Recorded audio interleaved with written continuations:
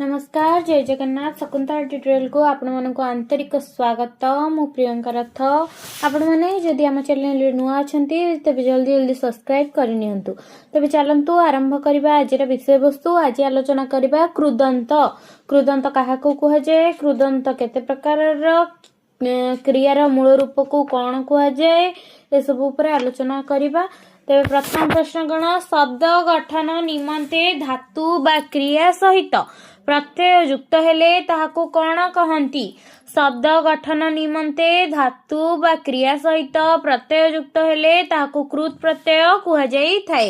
Next question, मूल धातु बा क्रिया रे कृत प्रत्यय जोगरे केउ शब्द गठित हुए ओ ताहाको कौन कुहा जाए। मूल धातु बा क्रिया रे कृत प्रत्यय जोगरे जेउ शब्द गठित हुए ताहाको कृदंत शब्द कुहा जाए। धातु बा क्रियार अन्य नामटी कौन? धातु बा क्रियार अन्य नामटी कृदंत।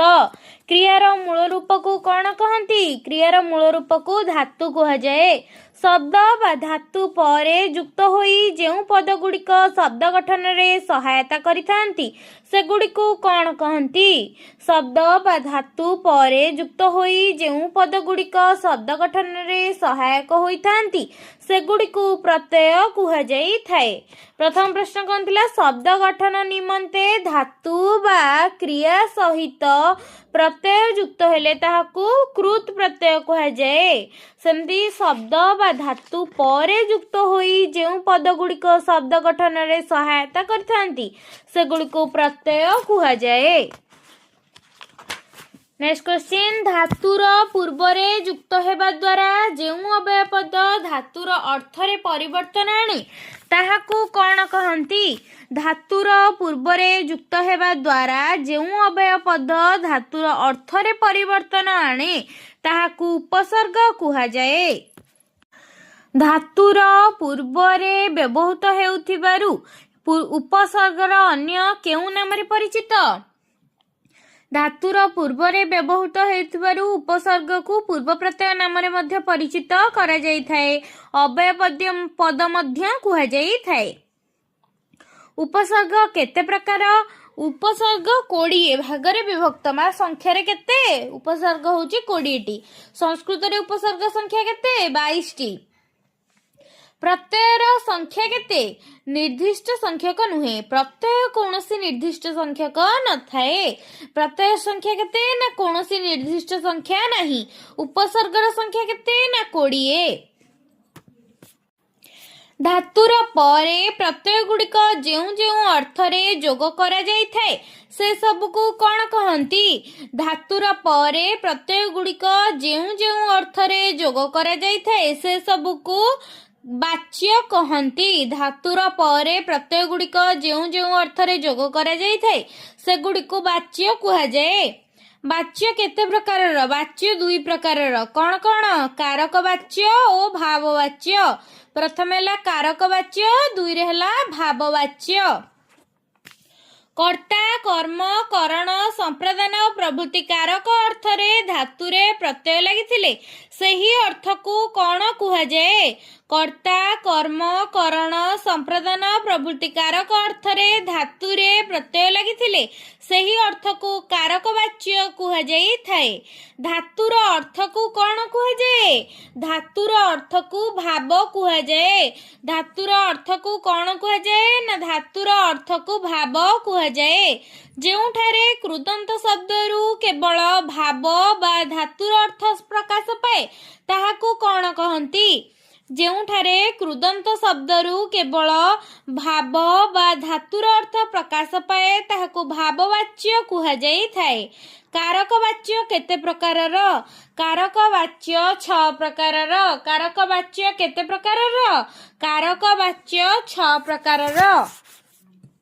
नेक्स्ट क्वेश्चन, कारक वाच्य काहेकि 6 प्रकारर? कारक संख्या रे 6 होइथिबारु कारक वाच्य 6 प्रकारर। कारक संख्या रे 6 होइथिबारु कारक वाच्य संख्या रे 6 प्रकारर। कर्तुवाच्य कृदंत शब्दटी को चिन्ह। कर्तुवाच्य कृदंत शब्दटी को चिन्ह। ऑप्शन कौन? लेखक, भयानक, नयन, पालनीय, कौन हम लेखक होउची कर्तृवाच्य कृदंत शब्द केउ कृदंत शब्दटी कर्तृवाच्य नुहे ऑप्शन कौन जगाली बढ़ंता बाजा मृत कौन बाजा कर्तृवाच्य शब्द नुहे कृदंत शब्दटी कर्तृवाच्य कोटा नुह बाजा कृदंत शब्दटी कर्तृवाच्य नुहे केउ दुईटी कर्मवाच्य कृदंत शब्द ऑप्शन कौन पालनीय दर्शनीय गायक घातृक खेलना पिटना झरी गड़ू कौन हम पालनीय दर्शनीय ए दुईटा कर्मवाच्य कृदंत शब्द नुह केउ शब्दटी कर्मवाच्य नुह ऑप्शन कौन दातव्य लिखित लेखनी पेय लेखनी एक कर्मवाच्य शब्द नुह पठ युक्त अक समान पाठक यह केउ कारक वाच्य यह कर्तुकारक वाच्य अटे पठ युक्त त पठित यह केउ कारक वाच्य यह कर्मकारक वाच्य केउ शब्दटी करणवाच्य खेलना शब्दटी करणवाच्य अटे केउ शब्दटी करणवाच्य खेलना शब्दटी करणवाच्य अटे केउ शब्दटी करणवाच्य नुहे बारिधि शब्दटी करणवाच्य नुहे केउ शब्दटी करणवाच्य नुहे बारिधि शब्दटी करणवाच्य नुहे केउ शब्द दुईटी करणवाच्य ऑप्शन कौन लिखित और पठित विंचना और खेलना कर्ता और मृत सज्जा और बास विंचना और खेलना दुईटी करणवाच्य शब्द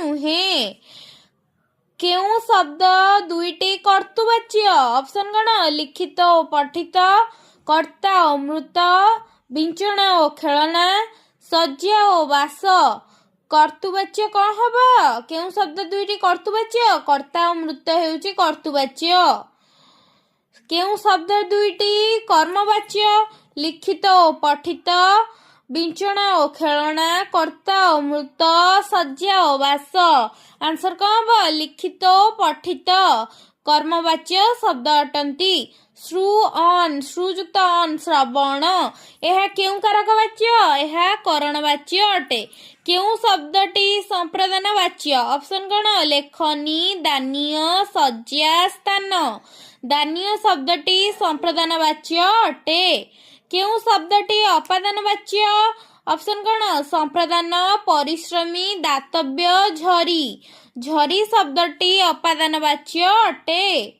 अधिकरण वाच्य शब्दरू उदाहरणटीए दियो अधिकरण वाच्य शब्द बारिधि श्रवण भाळेणी मृत कहब बारिधि एक अधिकरण वाच्य अटे केउ शब्दटी अधिकरण वाच्य नुहे पिटना सज्जा स्थान बास सज्जा स्थान बास तीनटा के अधिकरण वाच्य तेणुक अधिकरण वाच्य कोटा नुहे पिटना केउ शब्दटी भाववाच्य कृदंत शब्द नुहे ऑप्शन कौन मरण मृयुक्त न खटणी खट युक्त अणी कार्य क्रुयुक्त ज्य श्रवण श्रुयुक्त अन्न केउ शब्दटी भाववाच्य कृदंत शब्द नुहे श्रवण शब्दटी भाववाच्य कृदंत शब्द नुहे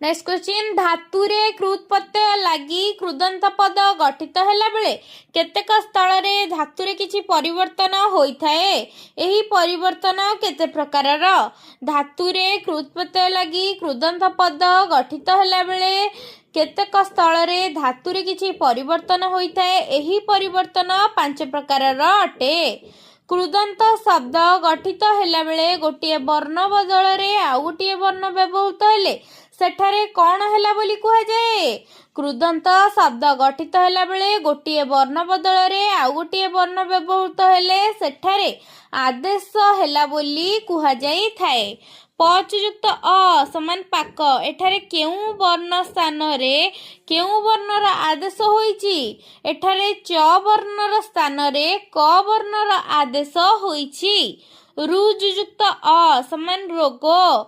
ଏଠାରେ କେଉଁ ବର୍ଣ୍ଣ ସ୍ଥାନରେ କେଉଁ ବର୍ଣ୍ଣର ଆଦେଶ ହୋଇଛି? ଏଠାରେ ଜ ବର୍ଣ୍ଣ ସ୍ଥାନରେ ଗ ବର୍ଣ୍ଣର ଆଦେଶ ହୋଇଛି। କୃଦନ୍ତ ଶବ୍ଦ ଗଠିତ ହେଲା ବେଳେ ଗୋଟିଏ ବର୍ଣ୍ଣ ସମୀପରେ ବା ଦୁଇ ବର୍ଣ୍ଣ ମଧ୍ୟରେ ଅନ୍ୟ ଏକ ବର୍ଣ୍ଣର ସ୍ଥାପନା ଘଟିଲେ ସେଠାରେ କ'ଣ ହେଲା ବୋଲି କୁହାଯାଇଥାଏ? କୃଦନ୍ତ ଶବ୍ଦ ଗଠିତ ହେଲା ବେଳେ ଗୋଟିଏ ବର୍ଣ୍ଣ ସମୀପରେ ବା ଦୁଇ ବର୍ଣ୍ଣ ମଧ୍ୟରେ ଅନ୍ୟ ଏକ ବର୍ଣ୍ଣର ସ୍ଥାପନା ଘଟିଲେ ସେଠାରେ ଆଗମ ହେଲା ବୋଲି କୁହାଯାଇଥାଏ। କୃଦନ୍ତ ଶବ୍ଦ ଗଠିତ ହେଲା ବେଳେ ହର୍ଷଇ ବା ଦୀର୍ଘଇ ସ୍ଥାନରେ ଏ, ହର୍ଷଉ ବା ଦୀର୍ଘଉ ସ୍ଥାନରେ ଓ, ରୁ ସ୍ଥାନରେ ଅର୍ ହେବାକୁ କ'ଣ କୁହାଯାଏ? ଗୁଣ କୁହାଯାଏ। ନା କ'ଣ? ନା କୃଦନ୍ତ ଶବ୍ଦ ଗଠିତ ହେଲା ବେଳେ ହର୍ଷଇ ବା ଦୀର୍ଘଇ ସ୍ଥାନରେ ଏ, ହର୍ଷଉ ବା ଦୀର୍ଘଉ ସ୍ଥାନରେ ଓ, ରୁ ସ୍ଥାନରେ ଅର୍ ର ବ୍ୟବହାର ହେବାକୁ ଗୁଣ କୁହାଯାଇଥାଏ। ଅ ସ୍ଥାନରେ ଆ, ହର୍ଷଇ ଓ ଦୀର୍ଘଇ ସ୍ଥାନରେ ଐ, ହର୍ଷ ଓ ଦୀର୍ଘ ସ୍ଥାନରେ ଔ, ରୁ ଓ ରୁ ସ୍ଥାନରେ ଆର୍ ହେବାକୁ କ'ଣ କୁହାଯାଏ? ବୃଦ୍ଧି କୁହାଯାଏ। ଅ ସ୍ଥାନରେ ଆ, ହର୍ଷଇ ଓ ଦୀର୍ଘ ସ୍ଥାନରେ ଐ, ହର୍ଷ ଓ ଦୀର୍ଘ ସ୍ଥାନରେ ଔ, ରୁ ଓ ରୁ ସ୍ଥାନରେ ଆର୍ ହେବାକୁ ବୃଦ୍ଧି କୁହାଯାଇଥାଏ। କୃଦନ୍ତ ଶବ୍ଦ ଗଠିତ ହେଲା ବେଳେ କୌଣସି ବର୍ଣ୍ଣ ଲୋପ ପାଇଲେ ବା ଅଦୃଶ୍ୟ ହେଲେ ତାହାକୁ କ'ଣ କହନ୍ତି? କୃଦନ୍ତ ଶବ୍ଦ ଗଠିତ ହେଲା ବେଳେ କୌଣସି ବର୍ଣ୍ଣ ଲୋପ ପାଇଲେ ବା ଅଦୃଶ୍ୟ ହେଲେ ତାହାକୁ ଲୋପ କହନ୍ତି। ଲୁପ୍ ଯୁକ୍ତ ଅ ସମାନ ଲୋପ। ଏଠାରେ କି ପ୍ରକାରର ପରିବର୍ତ୍ତନ ପରିଦୃଷ୍ଟ? ଲୁପ୍ ଯୁକ୍ତ ଅ ସମାନ ଲୋପ। ଏଠାରେ ଗୁଣ ପ୍ରକାରର ପରିବର୍ତ୍ତନ ପରିଦୃଷ୍ଟ ହୋଇଛି। ନୃ ଯୁକ୍ତ ୟ ନୃତ୍ୟ। ଏଠାରେ କି ପ୍ରକାରର ପରିବର୍ତ୍ତନ ଘଟିଛି? ଏଠାରେ ଆଗମ ହୋଇଛି। ନୃ ଯୁକ୍ତ ୟ ସମାନ ନୃତ୍ୟ। ତର ଆଗମ ହୋଇଛି। ନୃ ଯୁକ୍ତ ୟ ଏଠାରେ କାହାର ଆଗମ ହୋଇଛି? ଏଠାରେ ତର ଆଗମ ହୋଇଛି। ପୁସ୍ ଯୁକ୍ତ ଅନ୍ ସମାନ ପୋଷଣ। ଏଠାରେ ହର୍ଷଉ ସ୍ଥାନରେ ଓ ହୋଇଛି। ଏହାର କେଉଁ ପ୍ରକାରର ପରିବର୍ତ୍ତନ ଘଟିଛି? ଏଠାରେ ଗୁଣର ପରିବର୍ତ୍ତନ ଘଟିଛି। ପୁସ୍ ଯୁକ୍ତ ଅନ୍ ସମାନ ପୋଷଣ। ଏଠାରେ ହର୍ଷଉ ସ୍ଥାନରେ ଓ ହୋଇଛି ତେଣୁ ଏହାର ଗୁଣର ପରିବର୍ତ୍ତନ ଘଟିଛି। ବି ଯୁକ୍ତ ଦୃ ଯୁକ୍ତ ଅନ ବିଦାରଣ। ଏଠାରେ ରୁ ସ୍ଥାନରେ ଆର୍ ହୋଇଛି। ଏହା କି ପ୍ରକାରର ପରିବର୍ତ୍ତନ? ଏହା ବୃଦ୍ଧି ହୋଇଛି। ବିଦାରଣ ଶବ୍ଦ କ'ଣ ହବ? ବୃଦ୍ଧି ହୋଇଛି। ମନ୍ ଯୁକ୍ତ ତ ସମାନ ମତ। ଏଠାରେ ଧାତୁର ନ ଲୋପ ହୋଇଛି। ଏହା କି ପ୍ରକାର ପରିବର୍ତ୍ତନ? ମନ୍ ଯୁକ୍ତ ତ ସମାନ ମତ। ଏହା ଲୋପ ଅଟେ। ଅଭୂତ ତଦ୍ଭବ କି ପ୍ରତ୍ୟୟ ଅଟେ? ଅଭୂତ ତଦ୍ଭାବେ ଚୁଇ ପ୍ରତ୍ୟୟ ଅଟେ। ଚୁଇ ପ୍ରତ୍ୟୟ କେଉଁ ଓଡ଼ିଆ ପ୍ରତ୍ୟୟର ବିକଳ୍ପ? ଚୁଇ ପ୍ରତ୍ୟୟ ଦୀର୍ଘଇ ପ୍ରତ୍ୟୟର ପ୍ରକଳ୍ପ ଅଟେ। ଅଦ୍ଭୁତ ତଦ୍ଭାବର ଅର୍ଥ କ'ଣ? ଅଦ୍ଭୁତ ତଦ୍ଭାବର ଅର୍ଥ ହେଉଛି ପ୍ରଥମେ ନଥିବା ବା ପରେ ହେବା। ସଂସ୍କୃତ କ୍ରୁ ବା ଭୂ ଧାତୁରୁ ପ୍ରତ୍ୟୟ ହେଲେ ଉକ୍ତ ଧାତୁଦ୍ୱୟର ପୂର୍ବବର୍ତ୍ତୀ ଉପପଦର ଅନ୍ତ ଅଭୂତ ତଦ୍ଭବ ଅର୍ଥରେ କେଉଁ ପ୍ରତ୍ୟୟ ପରିଣତ ହୋଇଥାଏ? ଚୁଇ ପ୍ରତ୍ୟୟର ପରିଣତି ହୋଇଥାଏ। ଅଭୂତ ତଦ୍ଭାବରୁ ନିଷ୍ପନ୍ନ ଚୁଇରୁ ଶେଷରେ କ'ଣ ରହେ? ଅଭୂତ ତଦ୍ଭାବରୁ ନିଷ୍ପନ୍ନ ଚୁଇରୁ ଶେଷରେ ଦୀର୍ଘଇ ପ୍ରତ୍ୟୟ ରୁହେ। ଭୂ ଓ କ୍ରୁ ଧାତୁର ପ୍ରତ୍ୟୟ ଯୋଗେ କି ପଦ ନିଷ୍ପନ୍ନ ହୁଏ? ଭୂ ଓ କ୍ରୁ ଧାତୁର ପ୍ରତ୍ୟୟ ଯୋଗେ ଭୂତ, ଭବନ, କୃତ, କରଣ ପ୍ରଭୃତି ପ୍ରତ୍ୟୟ ନିଷ୍ପନ୍ନ ହୋଇଥାଏ। ଚୁଇ ପ୍ରତ୍ୟୟ କାଳରେ ବ୍ୟବହୃତ ଉପପଦ ଗୁଡ଼ିକୁ ସାଧାରଣତଃ କି ପଦ ହୋଇଥାଏ? ଚୁଇ ପ୍ରତ୍ୟୟ କାଳରେ ବ୍ୟବହୃତ ଉପପଦ ଗୁଡ଼ିକ ସାଧାରଣତଃ ବିଶେଷ୍ୟ ଓ ବିଶେଷଣ ପଦ ହୋଇଥାଏ। ଭୂତ, କୃତ, ଭବନ, କରଣ ଆଦି ପ୍ରତ୍ୟୟ ବେଳେ ସେଗୁଡ଼ିକର ପୂର୍ବରେ କାହାର ଆଗମ ହୁଏ? ଭୂତ, କୃତ, ଭବନ, କରଣ ଆଦି ପ୍ରତ୍ୟୟ ବେଳେ ସେଗୁଡ଼ିକ ଦୀର୍ଘୈକାର ପୂର୍ବରେ ବ୍ୟବହୃତ ବା ଆଗମ ହୋଇଥାଏ। ଭସ୍ମ, ଭୂଯୁକ୍ତ ତ, ଭସ୍ମୀଭୂତ। ଭସ୍ମୀଭୂତର ଅର୍ଥ କ'ଣ? ଭସ୍ମୀଭୂତ ଅର୍ଥ ହେଲା ଭସ୍ମ ହୋଇଥିବା। ପ୍ରଥମେ ଭସ୍ମ ନଥିଲା, ପରେ ଭସ୍ମ ହେଲା। ଭସ୍ମ, ଭୂଯୁକ୍ତ ଅନ୍, ଭସ୍ମୀ ଭବନ। ଭସ୍ମୀ ଭବନର ଅର୍ଥ କ'ଣ? ଭସ୍ମ ହେବା। ପ୍ରଥମେ ଭସ୍ମ ନଥିବା, ପରେ ଭସ୍ମ ହେବା। ଭସ୍ମ, କୃଯୁକ୍ତ ତ, ଭସ୍ମୀକୃତ। ଭସ୍ମୀକୃତର ଅର୍ଥ କ'ଣ? ଭସ୍ମ କରାଯାଇଥିବା। ପ୍ରଥମେ ଭସ୍ମ କରାଯାଇ ନଥିଲା, ପରେ ଭସ୍ମ କରାହେଲା। ଭସ୍ମ, କୃଯୁକ୍ତ ଅନ, ଭସ୍ମୀକରଣ। ଭସ୍ମୀକରଣର ଅର୍ଥ କ'ଣ? ଭସ୍ମ ଘରା ଯାଉଥିବା। ପ୍ରଥମେ ଭସ୍ମ ନଥିବା, ପରେ କରାହେବା। ନେକ୍ସଟ କ୍ୱେଶ୍ଚିନ୍, ପାଠକ ଶବ୍ଦର ପ୍ରକୃତି ପ୍ରତ୍ୟୟ କ'ଣ? ପଠ ଯୁକ୍ତ ଅକ ସମାନ ପାଠକ। କେଉଁ ପ୍ରତ୍ୟୟ ଯୋଗରେ ଗମନ ପଦଟିର ସୃଷ୍ଟି? ଅନ ପ୍ରତ୍ୟୟ ଯୋଗରେ ଗମନ ପଦଟିର ସୃଷ୍ଟି। ମୁଖ, ସ୍ଥା ଯୁକ୍ତ ଅ, ମୁଖସ୍ଥ। ମୁଖ, ସ୍ଥା ଯୁକ୍ତ ଅ, ମୁଖସ୍ଥ। ଏଠାରେ ମୁଖ ପଦଟି କ'ଣ? ଏଠାରେ ମୁଖ ପଦଟି ଉପପଦ ଅଟେ। ଶତ୍ରୁ, ହନ୍ ଯୁକ୍ତ ଅ, ଶତ୍ରୁଘ୍ନ। ଅଧ୍ୟାୟ ଶବ୍ଦର ପ୍ରକୃତି ପ୍ରତ୍ୟୟ କ'ଣ ହେବ? ଅଧି ମାଇନସ୍ ଇ ହର୍ଷଇ ଯୁକ୍ତ ଅ। ଅଧି ଫେରଣ ଇ ଯୁକ୍ତ ଅ, ଅଧ୍ୟାୟ। ଏଠାରେ ଅଧି ପଦଟି କ'ଣ? ଅଧି ହେଉଛି ଏକ ଉପସର୍ଗ, ତେଣୁ ଅଧି ହେଉଛି ପୂର୍ବ ପ୍ରତ୍ୟୟ ବା ଉପସର୍ଗ। ରୁଗ୍ଣ ଶବ୍ଦର ପ୍ରକୃତି ପ୍ରତ୍ୟୟ କେଉଁଟି? ରୁଚ୍ ଯୁକ୍ତ ତ ସମାନ ରୁଗ୍ଣ। ପ୍ର, ଆଣ ଯୁକ୍ତ ତି, ପ୍ରାପ୍ତି। ପ୍ର କ'ଣ ଏଠାରେ? ପ୍ର ଏଠାରେ ଉପସର୍ଗ ଅଟେ। ଅନୁ, ରଞ୍ଜ ଯୁକ୍ତ ତି, ଅନୁରକ୍ତି।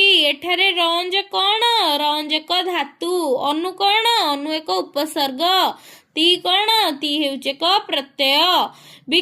ବିକୃ ଯୁକ୍ତ ତି, ବିକୃତି। ଏହି ପ୍ରତ୍ୟୟ ପ୍ରକୃତି ପ୍ରତ୍ୟୟଟି।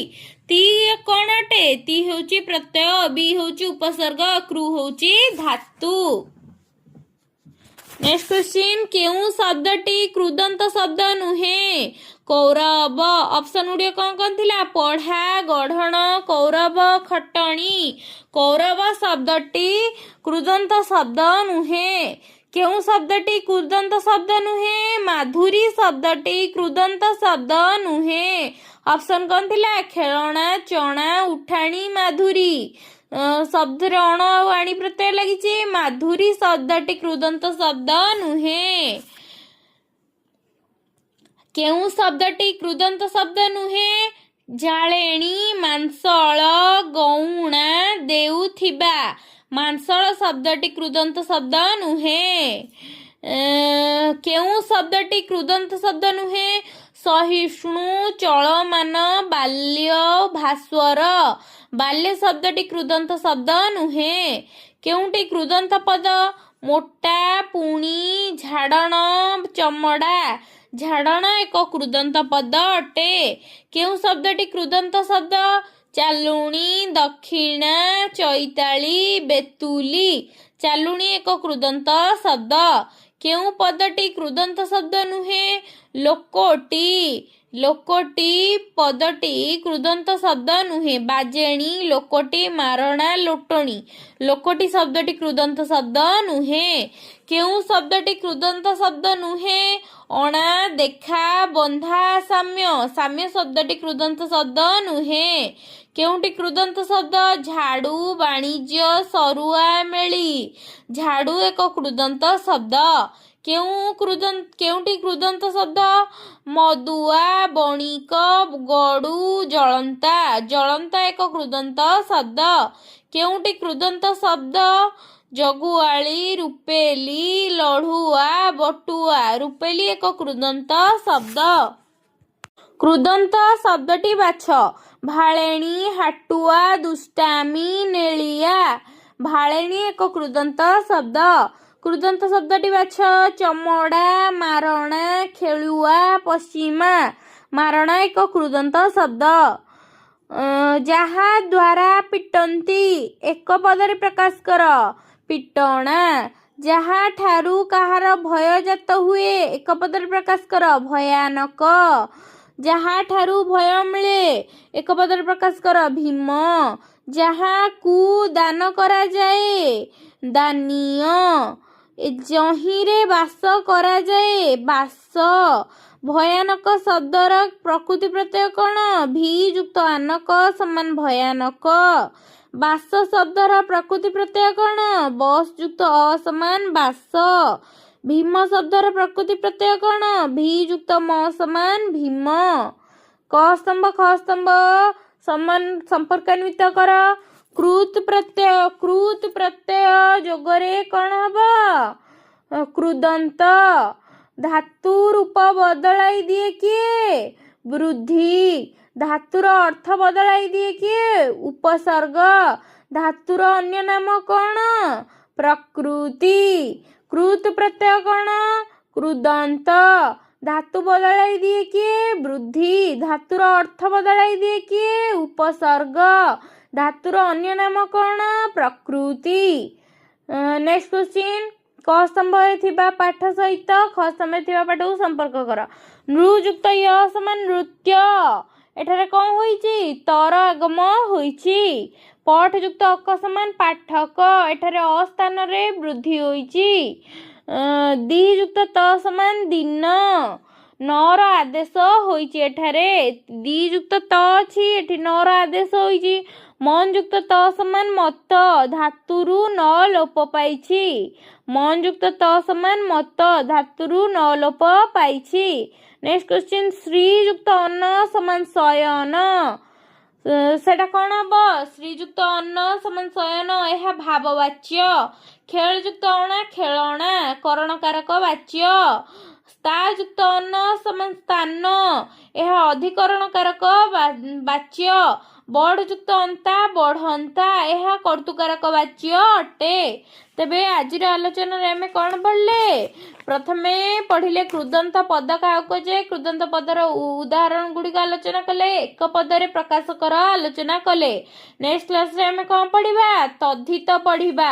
ଯଦି ଭିଡ଼ିଓଟି ଆପଣମାନଙ୍କୁ ଭଲ ଲାଗିଥାଏ ତେବେ ଲାଇକ୍ ସେୟାର ସବସ୍କ୍ରାଇବ୍ କରିବେ ଏବଂ ଯେଉଁଠାରେ ବି ଆପଣଙ୍କର ଡାଉଟ୍ ହେଉଛି ସେଇଟାରେ କମେଣ୍ଟ ମାଧ୍ୟମରେ ନିଶ୍ଚୟ ଜଣାନ୍ତୁ। କ'ଣ କ'ଣ ଡାଉଟ୍ ଅଛି ମୁଁ ତାକୁ ନିଶ୍ଚୟ କ୍ଲିୟର କରିବାକୁ ଚେଷ୍ଟା କରିବି।